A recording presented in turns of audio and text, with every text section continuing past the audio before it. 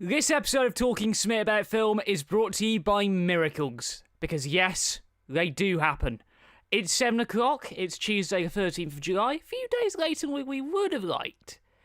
It's time to talk about the marathon. This is Talking Smit About Film.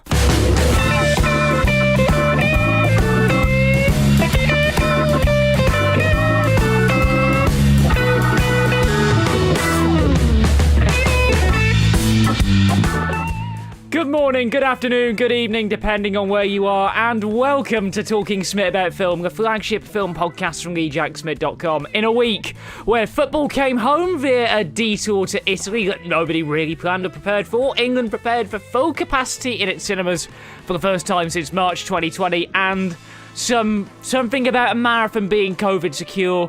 What else would you need from a podcast? Got a bloke celebrating his birthday a week and a bit later than anticipated.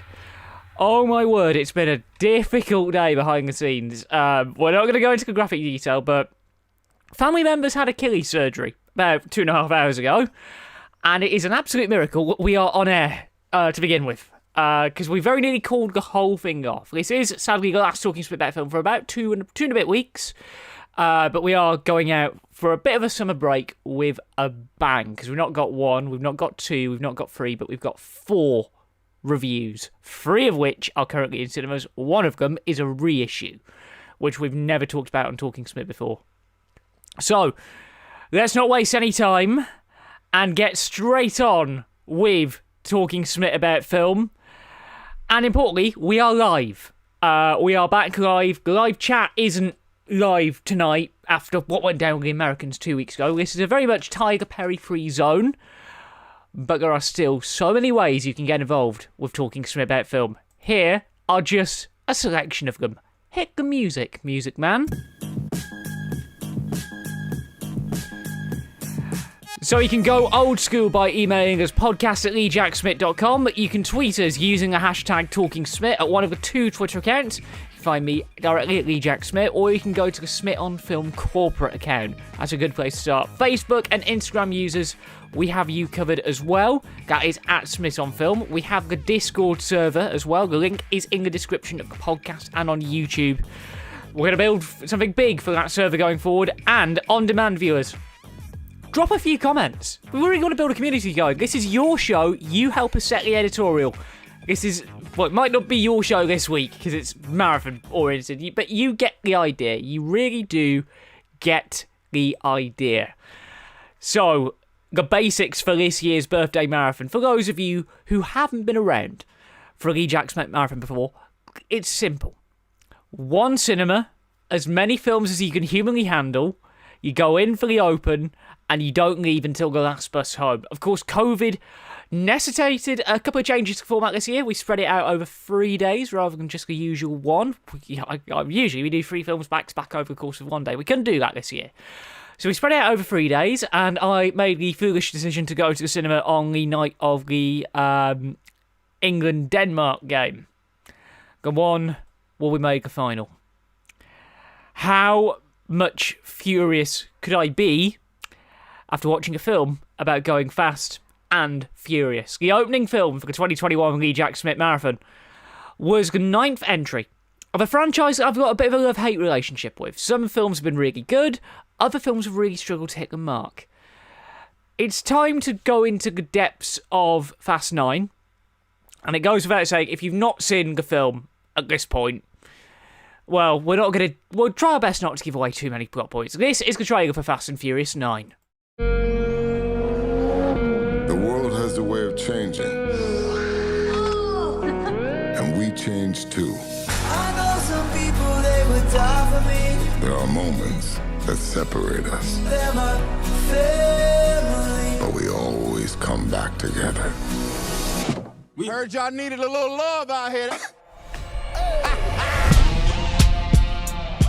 Y'all ever thought about the wild missions we've been on? We've taken out planes, trains, tanks. I'm not going to even think about the submarine.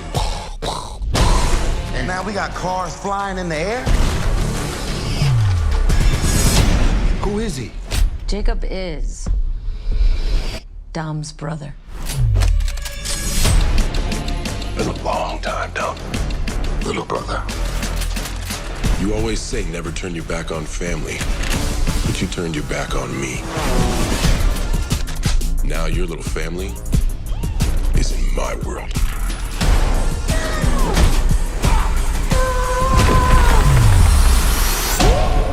Are you ready? Whatever's on you, Is you ready? it's on us. Are you ready? He's got his own private army. We need help. Bring what you got. Bring what you got. Bring what you got. No way. Is you ready? Whole squad ready. So how do y'all want to play this? Fast. We going. We going. Whole squad ready. Okay, this is a bad time to mention this, but I don't drive.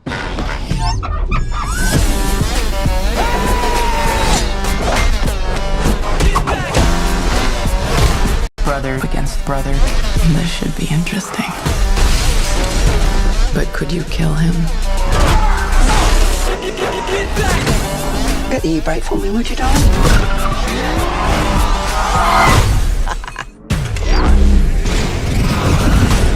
Crank it all the way up. We the soldiers.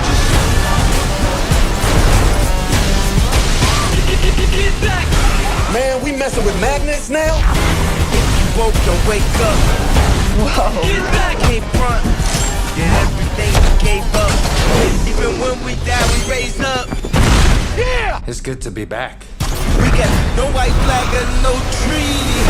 We got the product, we got the tools. We supposed to stop that? Hold on! We going wild, we on the loose. People is blind, we are the truth. It's been my entire life in your shadow. And now, you spend the rest of yours living in mine. We going wild. We on the loose. Not today. We are the Really, duct tape? You acting like we on our way to Home Depot. Hunter! No, Jack! I don't want to die! Yes, this film is as bonkers as it looks, and yes, that final shot did not deceive you. The meme has become reality. To give you a basic flavour of what this film is like, if you've seen the first 8 Fast and Furious films, you'll know the backstory, if you will. This is a film that leans heavily on backstory and the idea of family. Following on, a couple of years after the events of Fast and Furious 8, Cypher, Charlize Theron's character, enlists the help of Jacob, Dominic Toretto's younger brother, to take revenge on Dom and his team for all of the hell that she went through trying to take him down in the last movie. Now, I actually genuinely can't remember the clip that we've picked for this film, because I picked all of the clips literally as I came out of the cinema for each film, with the exception of Trainspotting, which I know inside now. But finding a decent clip for Fast 9 was easier said than done, because it's just 2 hours, 23 minutes of pure bonkers stuff. Here's a clip.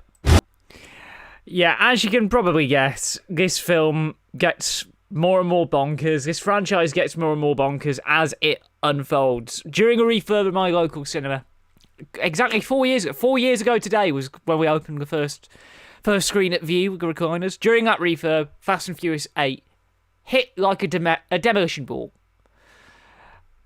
Quite literally. With another absolutely bonkers piece of filmmaking from F. Gary Gray. Now, 4 years on, we've got yet another sequel. Shock horror, it's a bang average film at best, unfortunately.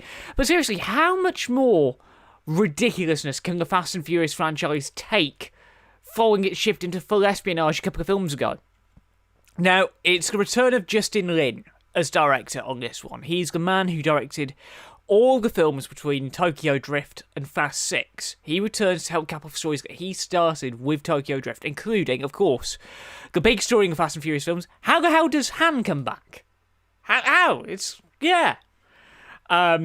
His direction's relatively decent compared to the runtime, which could have been brought down a little bit of nudge from 2 hours, 23 minutes. It did feel a bit overly long at points. The pacing did feel a bit off at moments, but in terms of the actual action set pieces, it makes up for it because it's a pure big screen piece of escapism. With Lin's frequent collaborator, Chris Morgan, who's best known for writing the scripts in these films, he's a little bit busy working on the Hobbs and Shaw movie when this was in production. It's Lin and Daniel Casey who are tasked with creating a story worthy of that Fast and Furious banner. And that's the problem. This film just tries way too hard to replicate the magic of the older films. It does things that defy all laws of logic, of physics, of science. It is an absolutely bonkers film at moments. But given what we're coming out of in terms of the reopen, for many, this is the kind of film that they want to see. It just tries too hard to outdo the films. Set pieces that defy all logic. But what it does make up for is the backstory. Because what this film does is it fleshes out that Toretto family ideal that we've learned a lot about over the last 20 years in all of these films. I'm still of the belief that Fast and Furious 7 is the strongest film of the lot, not just because of what happened with Paul Walker, but it has a lot more meaning, a lot more value to it. But what it does with the backstory is it takes it to places that could warrant future films, but I don't want them to make more films, and we'll get onto that a little bit later. Stephen F. Winden is behind the camera, as usual.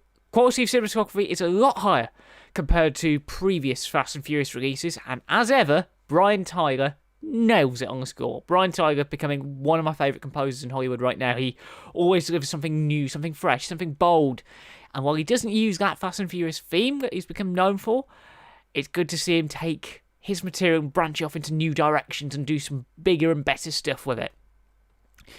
On the performances, you've got the old hands of Vin Diesel and Michelle Rodriguez leading a cast as Dom and Letty, respectively.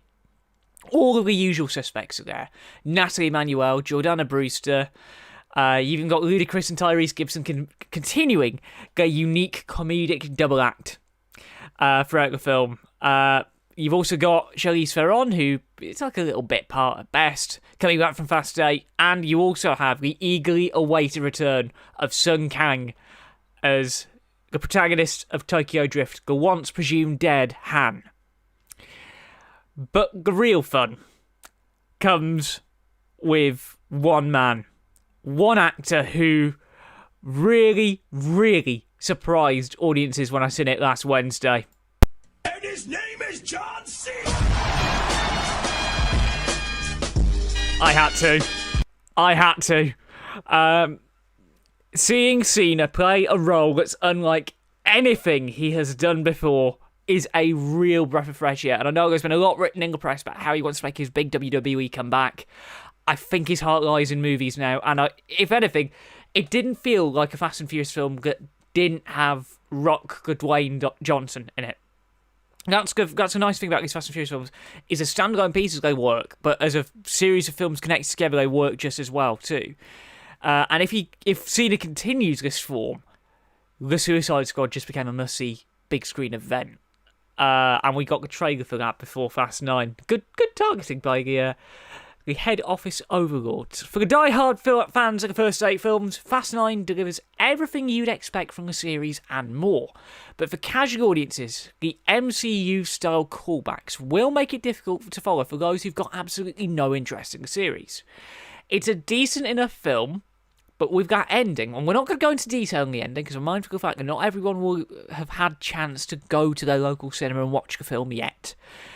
I don't know if I want another direct sequel, because I made the mistake of watching Hobbs and Shaw for the first time before watching Fast 9, and I preferred Hobbs and Shaw to Fast and Furious 9, and that's a bold thing to say for a spin-off film. It is a decent film. We gave it 3 stars on the blog, but for those of you who've never seen Talking Smit About Film before, we don't use the star ratings here. It's got its own dedicated rating scale. The ranges from not worth watching to wait for DVD, worth watch, should be watched, go out and see it now, and the highest rating we can bestow on a movie is the masterpiece rating. I can't give this film any higher than worth a watch, because it has good points, it has bad points, it has rugby points, and that's the first of many rugby jokes we're going to be making tonight, by the way, folks. It's not like we got a Lions tour on this week or anything like that, but it is a decent enough film for what it tries to do, but it does struggle with its general execution, and the general feel just doesn't make it as enjoyable as it really should have been.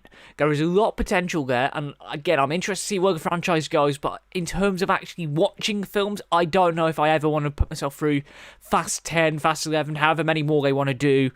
I'll only probably end up reviewing spin-offs, but in terms of like pure big screen escapism, it is a proper big screen experience, and I can understand why Universal have been holding the film back until now to ensure it gets the best possible audience on the big screen. In fact, as it currently stands, because Com's Grand this week's box office is out yet, it is currently the biggest opening of a film in the UK since COVID hit.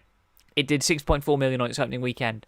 Black Widow is rumoured to be doing somewhere in the region of 6.8, and we'll get onto that a little bit later, but Fast 9, decent film, has its issues, job's a good one, first review done, and we are bang on time for the film news rundown. And it's been another slow news week until about 4.5 minutes before we went on air, because Deadpool's in the MCU now, apparently. As part of the promo for Free Guy, Ryan Reynolds put out a little short film featuring him as Deadpool and Taika Waititi as Korg reacting to the Free Guy trailer. Is it canon? Is it canon? That's the big thing. Is this actually canon? Deadpool's in the MCU now? Because he felt like himself. Or is it just Ryan Reynolds flexing and being Ryan Reynolds? I don't know. In other MCU news, Black Widow welcomed back American audiences to the big screen in style. It did $200 million on its first weekend stateside. The UK stats will follow a little bit later this week. But like I mentioned, it's going to be doing somewhere in the region of 6.8 million, according to what ComScore have said, because we've not got this week's stats through properly yet, so we're going to report last week's box office. It's a long story. Other Marvel news as well. Taika Waititi's been speaking about Thor: Love and Thunder. He has been saying a lot about the film to Empire magazine as part of the promotion for Free Guy. He has claimed that Love and Thunder is so crazy that it doesn't make sense. To that I just say, yes please. Yes please. In other news, Henry Cavill, Sam Rockwell, Dua Lipa and Bryan Cranston have been named amongst the cast for Matthew Vaughn's brand new film Argylle. We don't know much about the plot, we don't know much about the writer. All we know is that is the cast. Matthew Vaughn will direct, of course, after dealing with Kingsman, after getting the third film done. Vaughn is a director who can't do any wrong in my eyes. He's always put out a good movie. He's done a very good body of work, and Kingsman has really elevated his status up that little bit more. I mean, even though people don't really talk about Kick-Ass that much, for understandable reasons. We do, unfortunately, have some sad news. Two major Hollywood passings to report. Robert Downey Sr. has passed aged 85, and on the day of the marathon, Richard Donner, the director of the original Superman film, passed away aged 91, and as a result, Odeon are showing the original Superman film tonight in aid of charity. It's bonkers to see more Hollywood greats leaving us for the biggest red carpet after party in the sky. And finally, we've waited a while to say these words. On Monday, cinemas in England can reopen to full capacity for the first time since March 17th, 2020. Scotland will ease restrictions in a similar way on Monday to 1 metre social distancing, just in time for what I'm referring to as Hot View Summer. A whole year's worth of releases in the best part of 16 weeks. It's a really good time to be in the film industry. Ladies and gentlemen, that was your film news rundown. I thank you.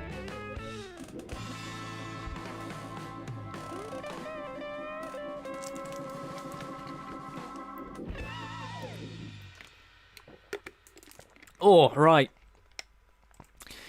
So it is just gone 20 past 7 on this Tuesday, the 13th of July. We're going to have a quick, not a break, but a lot of you will have probably noticed that the journal set looks a little bit different. And I kind of alluded to it with the fact that the Lions tour gag. Because I've got me Lions merch up there.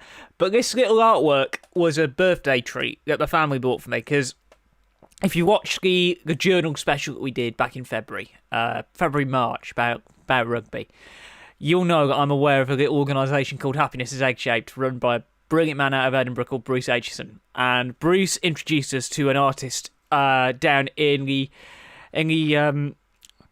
God's country that is the Neffli in Wales. And I said it right. By the name of Arwell, who runs ART Design Cymru, freelance illustrator, graphic design.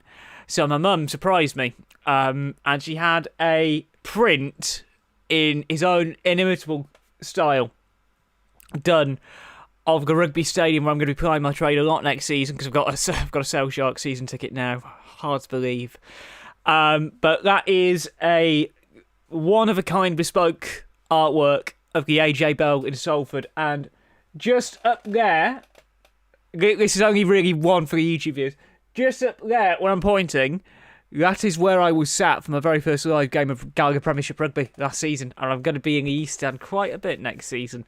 Can't wait for that. Looking forward to seeing the boys kick off the season against Bath on September 18th. But that is for a completely different podcast, because I am seriously thinking about launching a rugby podcast. I've become that well-versed in the game.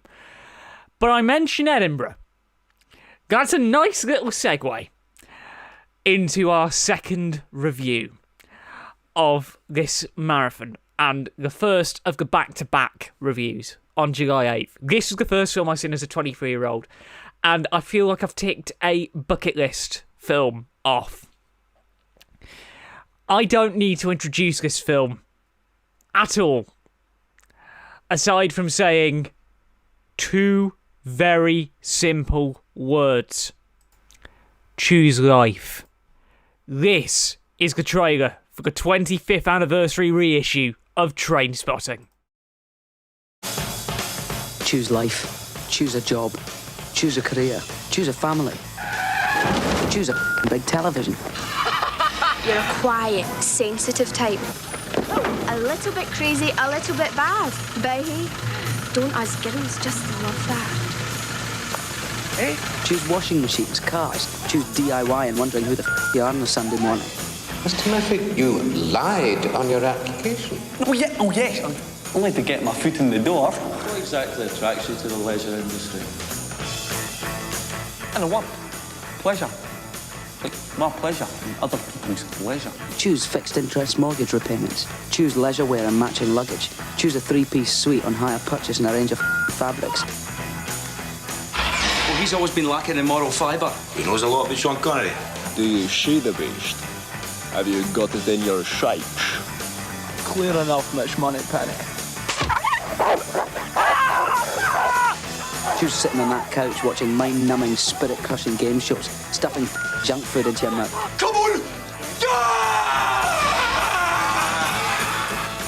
Yeah, the guy's a psycho.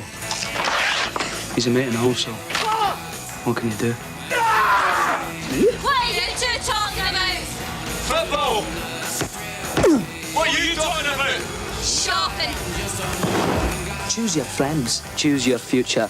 Choose life.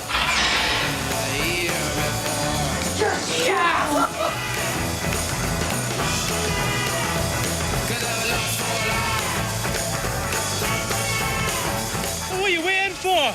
This is not natural, man. It's a great outdoors.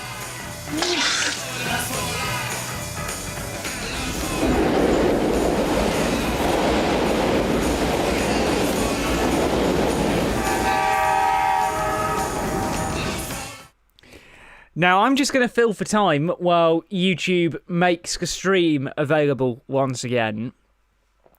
It's hard to believe that it is 25 years since one of the greatest British films ever made has graced cinema screens for the first time.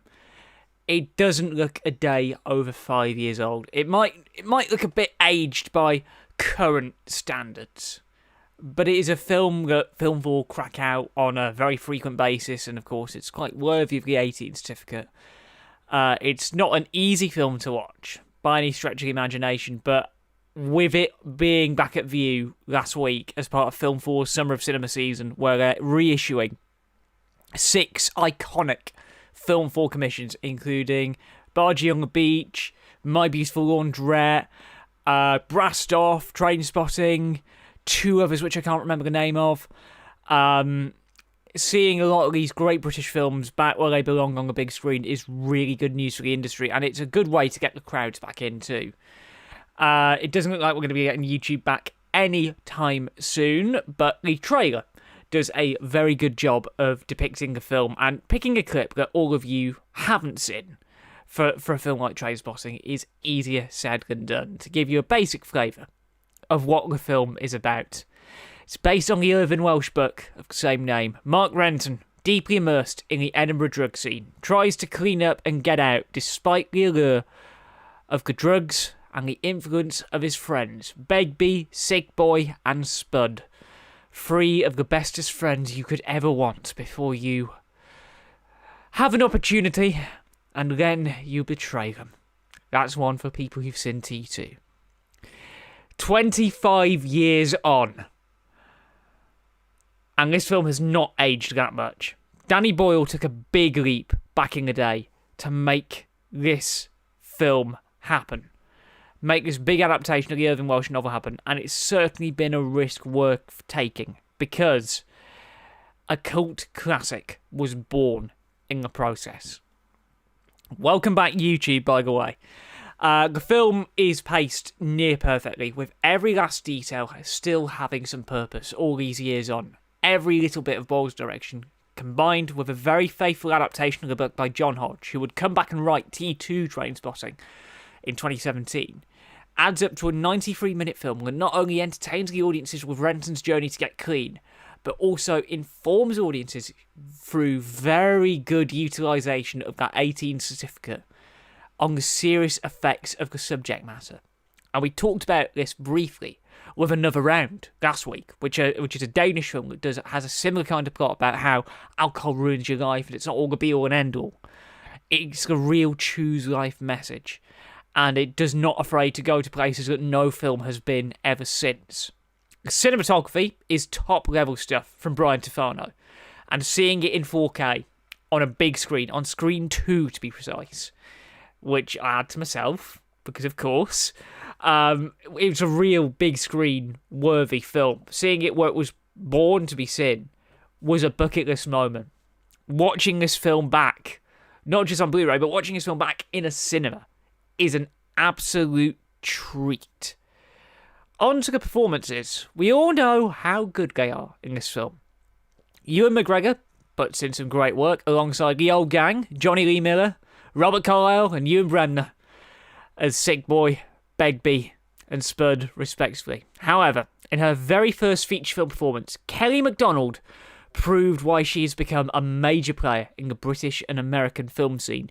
To go from a role like this to playing a Disney princess and then popping up in Jen Mercurio's Line of Duty in its last series takes a lot of guts, and especially at that age to play the kind of role that she plays. I'd go rumours that she lied about her age, because there was a moment, you've probably seen it in the trailer, apologies for the trailer, if on YouTube it probably got blocked by the time the scene came up. We had to see the scene where Renton and Diane do things, and it's alluded to that she was a 16-year-old in the film. We're not going to dwell on that detail. To go from a role like this to playing bigger, better roles within Disney films and take on some huge TV roles in the process as well takes a lot of guts, but working like someone like Danny Boyle is an instant way to do it. Trainspotting is single-handedly the seminal British film of the 1990s. And for the View staff who worked that cinema on the marathon, it was a good way to introduce them to what cinema used to be like. It was a good way to introduce themselves to make it a big sort of celebration of culture at the time. It is by far and away, and there is no easy way to admit, it is a masterpiece. It is a masterpiece. And seeing it back where it belongs, on the big screen, was just like the best possible way to open my birthday celebration. It's a shame that the sequel didn't have to be as good as the brilliant original, but we will talk about T2 in another time and in another place. So, it's now time to talk about the box office.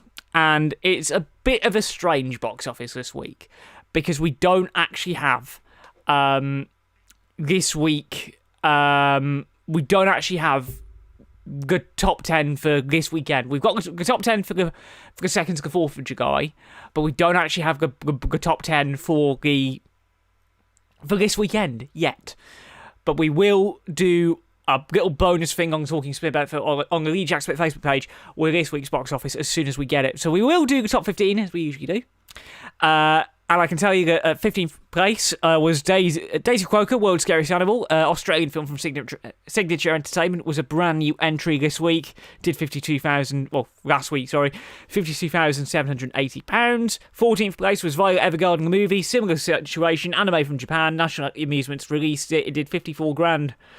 With a site average of 785 quid, because I've got a new spreadsheet that's able to do this.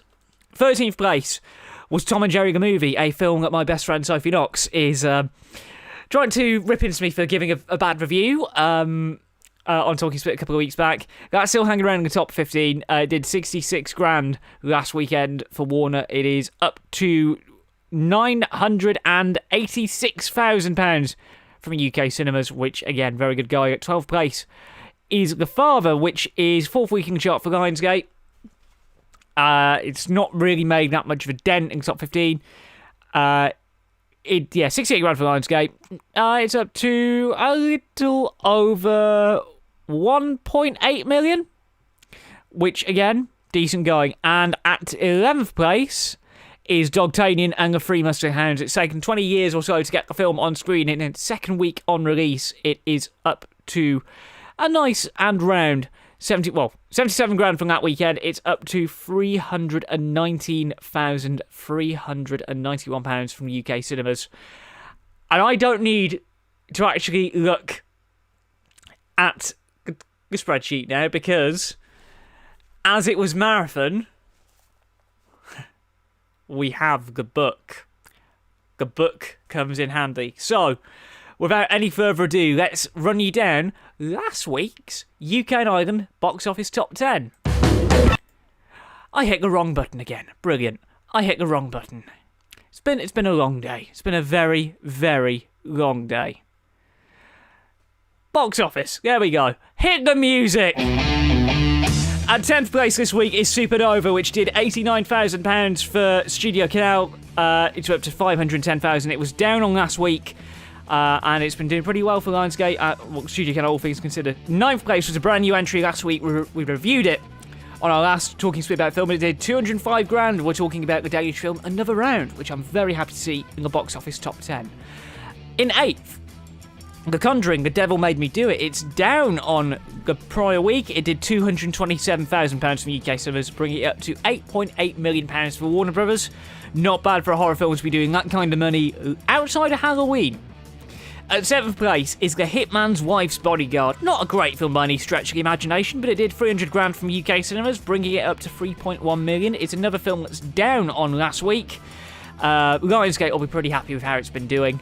Because it's okay, as a friend of mine would say. At 6 was a brand new entry in the form of Freaky, the new film from the creators of Happy Death Day. It would have been a marathon film if you had put it on at a decent time of the afternoon and not at 10:30 at night.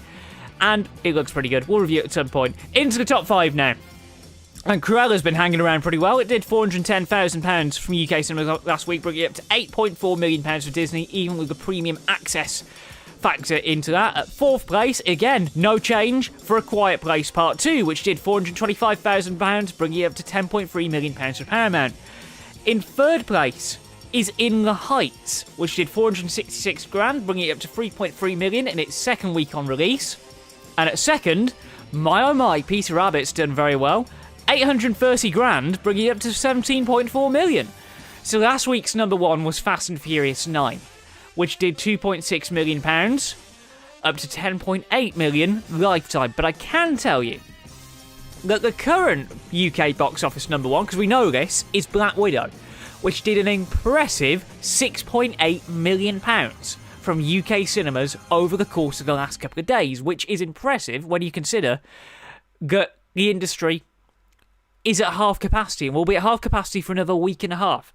To put this into perspective for you all, I also have here, let me just find this, I have the equivalent box office weekend from last year, or 2019 rather. That was the equivalent box office for that weekend, this weekend in 2019. Spider-Man did 14.1 million on the equivalent weekend in 2019. And with all things considered, we've got apprehension for people to come back to the big screen with the whole... what's the best word? Reluctance to watch films on the big screen, given the fact we've all been streaming for the last 6 months. It is an impressive bit of work to pull off a £6.8 million opening weekend, which is higher than what Tenet did, which is higher than what Peter Rabbit did, which is higher than what Fast and Furious did. It's an impressive bit of work for the industry, and it's got a lot of good ramifications for everything going forward, because we've got Space Jam opening this week, we've got The Croods opening this week, we've got so many big films opening over the next 2 and a bit months. It's going to be a big effort for everyone in the industry to make this restart really work. So I cannot say this enough. If you've not been back to the cinema since we reopened, you are missing out. It is safe. I can also confirm that I spent 3 days in a cinema last week. I've not got COVID. So it is a very COVID-secure environment, and it is among one of the safest places that is actually open right now. And this is the film that made it happen. It is now finally time to talk about the latest effort in the Marvel Cinematic Universe. This is a spoiler-free review, because we've waited nearly 2 years to say that again. It is now time to talk about the moment, the film we have all been waiting for. It was originally due to release in March of 2020, then it got pushed back, then it was rumoured for Disney+. Then it got pushed back again to October. And then October came and it got pushed back to July. It is on Disney Plus Premium Access for a nominal fee, but it is also on the big screen where it was born to be viewed. Ladies and gentlemen, boys and girls, welcome back to the Marvel Cinematic Universe. It is time to talk about Black Widow. You don't know everything about me. I've lived a lot of lives. Before I was an Avenger. Before I got this family. I made mistakes choosing between what the world wants you to be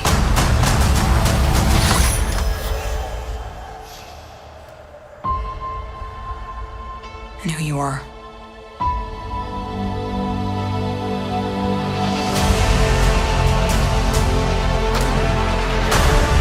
We have to go back to where it all started.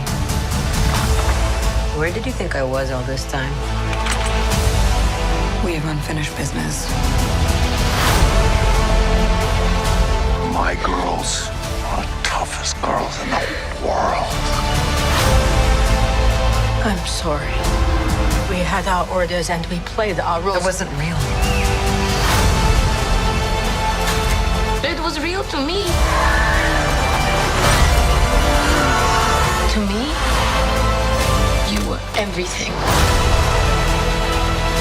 Bring her home. Put your seatbelts on. She's such a mom.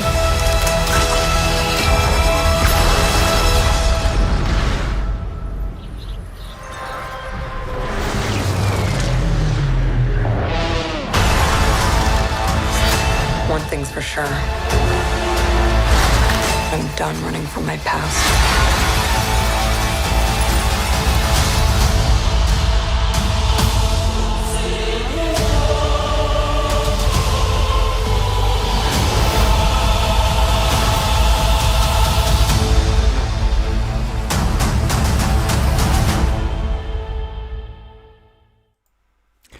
Oh, it is a good moment seeing a film with a July 9th in the States, but it came out on July 7th here in England. This is about as spoiler-free as we can make it. This is a film about Natasha Romanoff and what she gets up to between Civil War and Infinity War. It's filling in the gaps. It might be the start of the fourth phase of the MCU. But if anything, it's more filling in the gaps. It's not a prequel, it's not an origin story, it's a direct continuation of the storyline that takes it in some very interesting directions if you've seen Falcon and the Winter Soldier and have been introduced to some of the new plot devices that the MCU are bringing in. But this is arguably the most anticipated review of the marathon schedule. We do have a clip of Natasha Romanoff and her sister Emma doing things their way, creating a plan. If you haven't seen the film yet and don't want it spoiled, I'd say turn off this YouTube stream or turn off this podcast for about the next 90 seconds or so, because we are going to play a clip from the film. Here's a clip. Okay, anytime now, please. Shut up!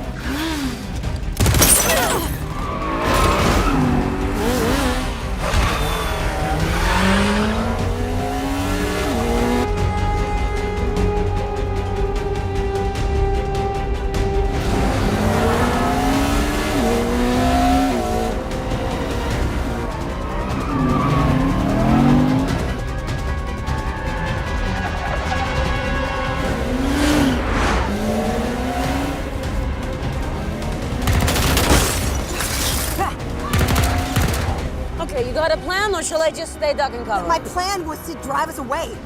Well, your plan sucks.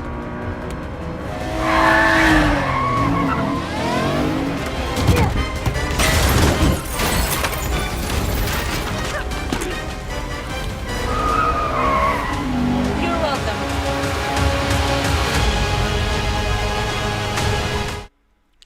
Yep.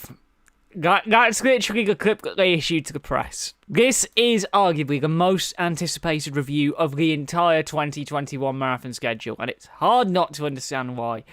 After a longer than anticipated gap between the films, something which myself and Junior reporter over at Isle of Man newspapers, Gemma Nettle, have joked about quite a bit.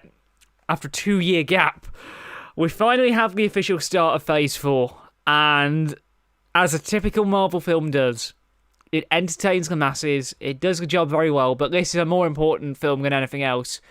This is the moment that the big screen came home. There were genuine goosebumps when the Marvel Studios music kicked in. It was a beautiful moment on Thursday, being sat in Screen 6, seeing that logo come on screen. It felt like cinema had truly come back. It's Kate Shortland taking up the directorial post on this, the 24th entry into the Marvel Cinematic Universe, and she does a very good job of taking that creative vision and pushing it in its new direction beyond the events of Endgame, while at the same time delivering a runtime of 2 hours and 13 minutes and a little bit of loose change in the form of a game-changing post-credit sequence, which feels about right for a film of this nature. Heading the script is Eric Pearson, who again is able to take the pre-existing material and morph it into a story that doesn't fully explore the origin of the Black Widow character, but add to what we already know from prior films, including Iron Man 2, from the first couple of Avengers movies. This is a film where you can really see how much involvement Scarlett Johansson's had on the character over the years. It feels like the perfect... Well, I mean, it's 2 years on from Endgame. It's the perfect send-off for the Black Widow character under Scarlett Johansson's helm. But I do see them doing some interesting things with the character going forward. And I've been discussing this with a friend of mine who works at one of the other cinemas in Preston about sort of like, because it is a bit of a darker film at points, which again, the MCU's core audience have grown up over the years. It's doing exactly what Harry Potter did, growing up with the audience. You also have Lorne Balfe on scoring duty. It's the man behind the Mission Impossible Fallout score. And, yep, just saying the words Lorne Balfe on score is enough of a sell for me. You also have Gabriel Beristain behind the camera, and you can really see the fact that this was a film that was shot for the big screen, shot for IMAX, shot for the best possible viewing environment, because it's a loud film, it's a big film, but it's a Marvel film. What else do you come to expect from these kinds of things? With the cast, it is very clear to see Scarlett Johansson's influence both as lead star, but she is also an executive producer on this movie. She's able to take this Black Widow's backstory, flesh it out into something that really does feel worthy of its own standalone film. Joining her for the ride is David Harbour, Rachel Weisz, O.T. Fagbenle, and surprisingly, Ray Winstone, who has a very laughable Russian accent at times. You can still hear the Cockney in it. You can still hear the Cockney in that accent. But I can also say that a star is well and truly made in Florence Pugh, who has been on the rise ever since she was in Fighting With My Family, ever since she worked with Ari Aster on Midsummer a couple of years back. Those films introduced her to the mainstream around the time the last marathon happened at View Preston. And I can easily see more major roles coming her way as a result. This is a film which really does showcase the pulling power of the Marvel Cinematic Universe to the big screen. And in terms of the big screen's COVID capacity and the recovery, on the release day alone, it did £1.2 million at the box office here, which with the 50% capacity cap, which is going to be gone next week, this is a mad opening week. This film opened big. It opened to 6.8 million. We've been waiting since Tenet for a proper cross-generational movie to help welcome the general public back to the big screen, and at last, we finally have it. Black Widow may not be the strongest Marvel film, which is a very good thing considering the standard that has come before. That's a compliment more than anything. The Marvel films have just been so good throughout their runtime. There have been a few duds, but the duds have still been good. This may not be the strongest Marvel film, but it is the film that cinema exhibitors have been waiting for. It's best enjoyed big, it's best enjoyed loud, and in the best possible seats, because this truly is the moment that we get to say that cinema is back. This is the epitome of a should-be-watched film, because It's not the perfect kind of movie, but if you've had investment in the Marvel Cinematic Universe up to this point, and if you have Disney Plus and it watched shows like WandaVision, you're watching Loki, you've watched Falcon and the Winter Soldier, you will know exactly what you're letting yourself in for, and importantly, it really does set the wheels in motion for what is to follow over the course of the next couple of years, including rumoured to be a Dark Avengers film. There's rumoured to be a Deadpool film. I know we're getting a new Doctor Strange film in a couple of years. We've got Shang-Chi later in the year. We've got Eternals later in the year. There is a lot of great output coming our way from Marvel over the next few months, years. And as we really get into Phase 4, it's going to be interesting to cover them and see whether we'll actually get a repeat of a moment that we got in April last year, April 2019, when Endgame came out.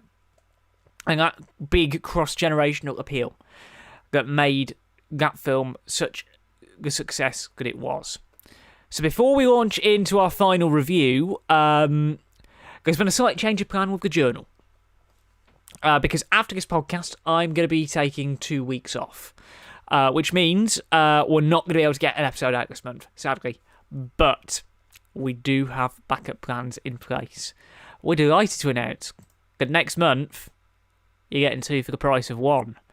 You'll get a double bill of episodes next month, including the Reviewing the Reviews episode, aka the spiciest episode we have ever made, and a bumper-length journal covering the marathon, covering the return to full capacity, and importantly covering me getting my second dose of the vaccine later this week, because I'm eligible now.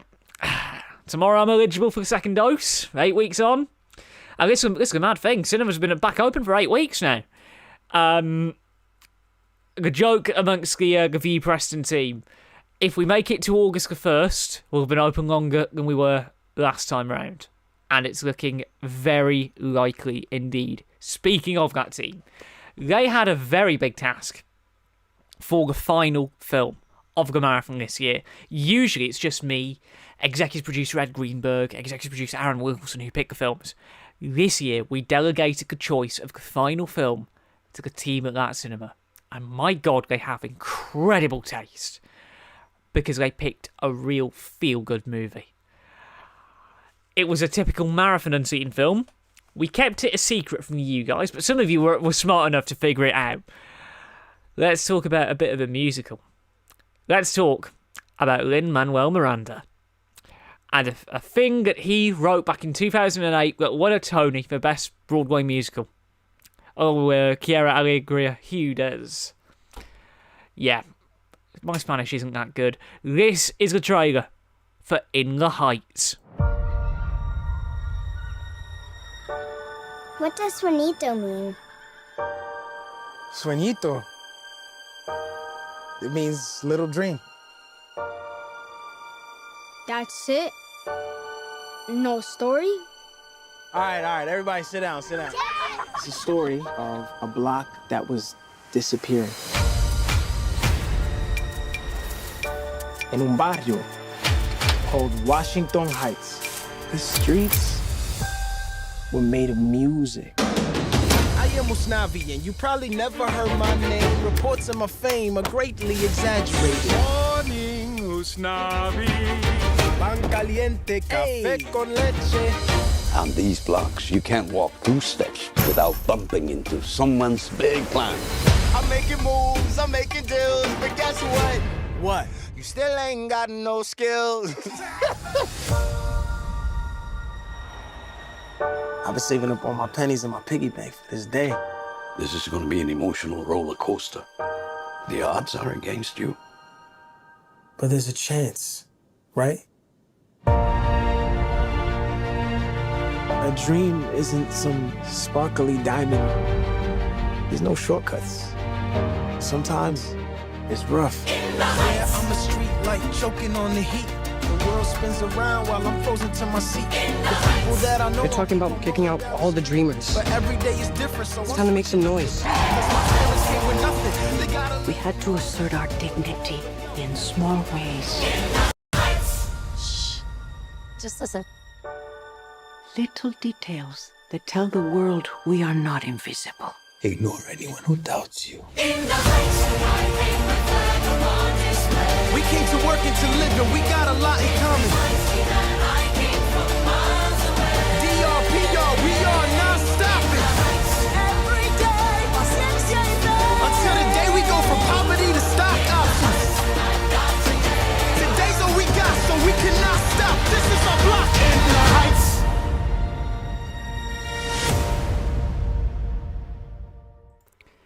This is a beautiful film. And once again, I have to pad for time while YouTube makes its way through the trailer, because it's been temporarily blocked again.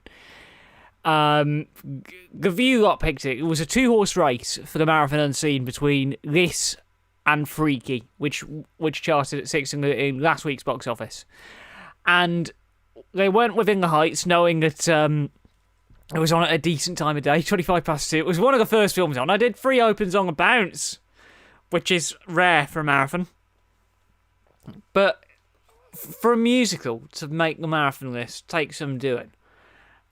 And it is a film that could get a journal a little bit later down the line. I've been chatting with one of my co-writers of the journal about potentially doing an episode on this movie. And it's something that's really could go down well. So if you're watching on YouTube, if you really want to see a journal on In the Heights later on in the year when it's out on DVD and Blu-ray, let us know, because we've already started working on a few ideas already. I might as well launch into the review, because the little yellow bar on YouTube Studio hasn't gone yet.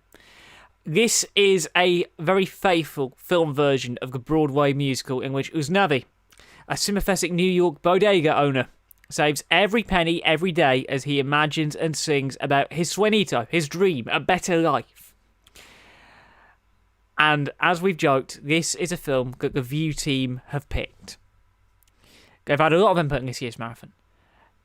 And my word, the View team, the great men and women of View Preston, have incredible taste. This film adaptation of Lin-Manuel Miranda and Chiara Alegria Hudez's 2008 Broadway breakthrough is a true big screen musical for this generation. We're not going to play a clip on this one because we would be copyright blocked to infinity. Hello, YouTube. We'll be copyright blocked to infinity just like that if we were to play a song from the film. But what we will do is, in the description, is they have put the first 8 minutes of the film out, which is the opening number of the film. So we'll link you to that after this Talking Smit About Film concludes on YouTube. Taking this direct to see is John M. Chu, the man behind 2018's Crazy Rich Asians and fellow marathon film from 2016 from the very first marathon. Now You See Me Too, which you can watch the review of that if future me is in a good mood, with the little button at the top of the screen. Thank you, future me, in post-production when this is processed.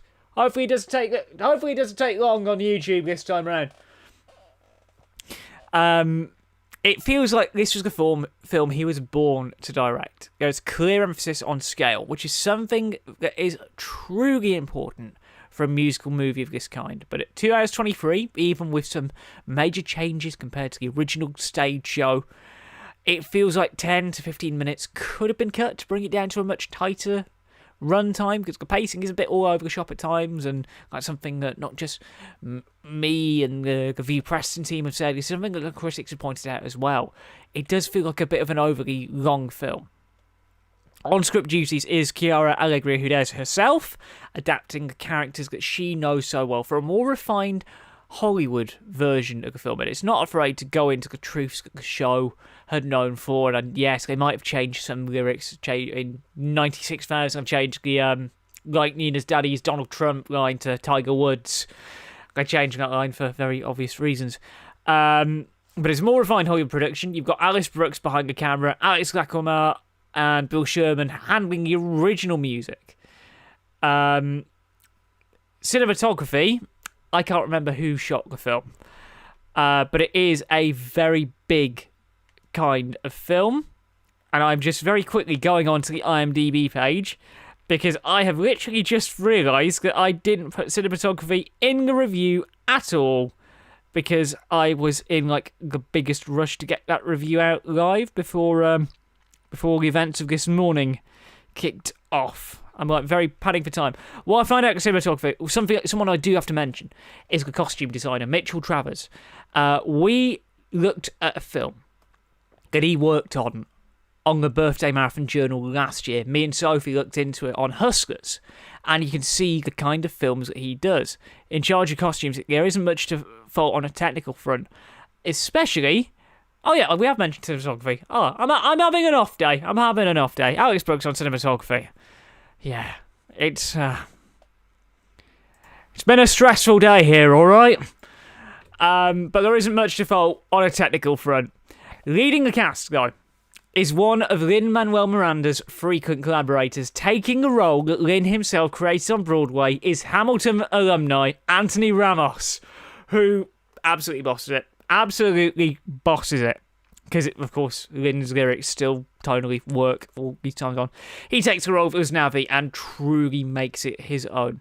Because with a cast which includes Corey Hawkins, Leslie Grace, Jimmy Smits, good name, Gregory Diaz IV as Sonny, who is a scene stealer, Melissa Barrera, and Olga Meredith, who was in the original version of In the Heights on Broadway, reprising her role from that original production. Alongside cameos which, quite simply, cannot be spoiled. But if you know the show, and you know Lin's body of work in the past, and if you've watched Hamilton on Disney+, you will probably recognise the cameos. This is a faithful adaptation that feels right at home on the big screen. It might not be perfect, but if superheroes, fast cars, animated bunnies, films about cavemen aren't your thing, this is a nice and safe, if potentially a little bit contentious at times, PG certificate. Because I had issues with the PG certificate. There are moments that felt 12 in my eyes. And I know the BBFC have really clamped down and got a lot more lenient on what you can and can't get away with at 12. But this didn't feel like a PG in my eyes. This should have been a 12, because there are some serious sexual undertones that are alluded to. Some elements of the film are heavy. There are some very heavy political elements too, because I know the whole Dreamer thing that was added to the show in 2015 was added to the film. And this is a film, it's a fun musical that has its problems at points. But all things considered, this was a very worthy way to close out the birthday marathon. It's sadly not got long left in cinemas because it is going to get absolutely dwarfed by the amount of blockbusters that are coming in. But if you can track this down on a big screen, do it while it's on the new 45-day window. Get on it while you still can, because this is a go out and see it now kind of film. It is that enjoyable. It's not the same god-tier musical as La La Land was, but the big screen musical is in a very good place going forward, because we're getting Dear Evan Hansen later on in the year, and I know a lot of my nearest and dearest are looking forward to seeing that film make its way on to the big screen later this year. And with that, bang on an hour, that is it for this week's Talking Smit About Film. It is an absolute miracle that we've made it through that in one piece. But of course, as we mentioned at the top of the show, there's going to be a few changes around here for a couple of weeks. I'm effectively becoming a full-time carer for the next couple of weeks, till the end of July at the earliest. So as a result, a lot of the content is going to slow down until the start of August. That includes the journal, as we mentioned. That will include Talking Smit About Film. That will include the new reviews. But we can say, all being well, we'll return the week after the Lions tour finishes, August 7th. That is scheduled to be the case, with reviews of The Suicide Squad and a couple of the other major releases. I'm just readying the end card here. We do have all sorts of other things going on as well. We have journals ready on standby. We have the archive. We also have, if you're listening on the podcast feed and you're relatively new around here, during the third lockdown technically, we put out every single radio show that I did back in the day at UCLan. Every single Rip Ticket show that I did back at UCLan has gone out on the Talking Smit About Film podcast feed. over the last couple of months. So literally, we've got a big archive of reviews now on that podcast feed. So if you're ever you're bored, search for Talking Smit About Film on your podcast platform of choice, because there is so much content there, and also there's so much content coming to TheJackSmit.com as we get ever close to full capacity. It is a relief that we are now at a stage here in England where we can start welcoming all of you back to the big screen in ways that we've not been able to do so for a good 16, 17 months. But that is it for this week's Talking Smit About Film. We did it. We made it. The marathon is complete for another year. We will see you in a couple of weeks. But until then, please, if you haven't already, get both doses of your vaccine. Because Jack said so. We'll be back in a couple of weeks for more Talking Smit About Film goodness. Until then, follow us at TheJackSmit and at Smit on Film on Twitter. Find us on Facebook, search us on Instagram. You know the drill. Until the next time we are together, my name's Jack Smit. You've heard me talk nonsense about film. And until then, we will see you at the movies.